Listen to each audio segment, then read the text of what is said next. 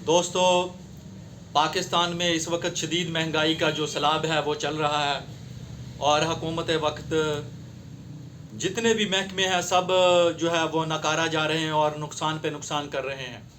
अगर हम बिजली का नुकसान चेक करें तो तकरीबन 1700 अरब का नुकसान कर चुका है पाकिस्तान वापडा। और ये बदकिस्मती है इस कौम की, जो भी हुकूमत आती है वो वापडा के सर्कुलर डेट में इजाफा करती है, उसमें कमी नहीं करती। और ये नुकसान अगर हम मंथली सालाना बेस पर काउंट करें तो 600 अरब रुपए का सालाना जो नुकसान है वो वापडा कर रहा है। दूसरी तरफ हम देखें हुकूमत वक्त जुर्मानों पे जुर्माने किए जा रही है। कभी वो ट्रैफिक वायलेशन की सूरत में जुर्माना है, वो जनाब हेलमेट ना पहनने पे जुर्माना है, ड्राइवर्स पर जुर्माना है, ड्राइविंग लाइसेंस ना होने पर जुर्माना है, और मसाले हम जनाब अली यूरोप की देते हैं।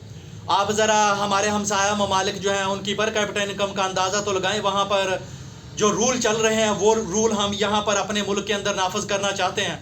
क्या हमारी फ़ीकस आमदन भी उन ममालिक के बराबर है?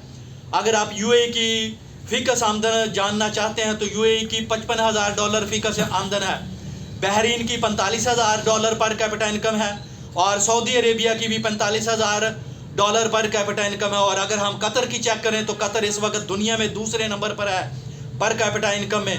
और ये पर कैपिटा इनकम होती क्या है? यानी फ़ीकस आमदन, हर शख्स की एवरेज इनकम जो है वो मुल्क के अंदर $1,25,000 कतर में जो इनकम है हर शख्स की। और जबकि पाकिस्तान में अगर उसी पर कैपिटा इनकम को हम काउंट करें तो यहाँ पर सिर्फ $1,500 से $1,600 इनकम है। और ये $1,500-$1,600 कुछ भी नहीं है। लोग पहले से ही भूखे मर रहे हैं, बुरा हाल है, लेकिन हुकूमत वक्त जनाब जुर्मानों पे जुर्माने किए जा रही है। और दूसरी तरफ अगर हम काश्तकारों को चेक करें तो काश्तकारों की इस वक्त बुरी हालत है, उनकी फसल का रेट नहीं है और ना ही वो फ़रोख्त हो रही है।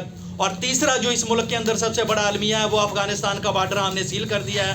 वहाँ पर हमारी जो अशिया हैं वो बॉर्डर पार हो नहीं रही है, एक्सपोर्ट नहीं हो रही है, लिहाजा काश्तकारों को नुकसान हो रहा है। आलू 40 रुपये किलो, ये इस मुल्क को चलाने की यानी अशराफिया की जो है ना वो गुन गाए जा रहे हैं कि हम पाकिस्तान में हमने महंगाई कम कर दी है और ये कर दिया और वो कर दिया। अगर हम उनसे पूछें कि बिजली की प्राइस कम कर दी है, इंडस्ट्रियल गुड्स की प्राइस कम कर दी है, चीनी की प्राइस कम कर दी है, बिजली की प्राइस आपने कम कर दी है, तो उसका जवाब नफ़ी में है।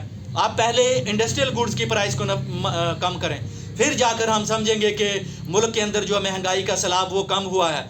अगर आप काश्तकार तबके को मारना चाहते हैं इसी लिहाज से प्राइस कम करके, तो ये यानी मुल्क के अंदर जो है एक किस्म की सियासी अदम इस्तेहकाम के साथ साथ मौशी अदम इस्तेहकाम भी है। वस्सलाम।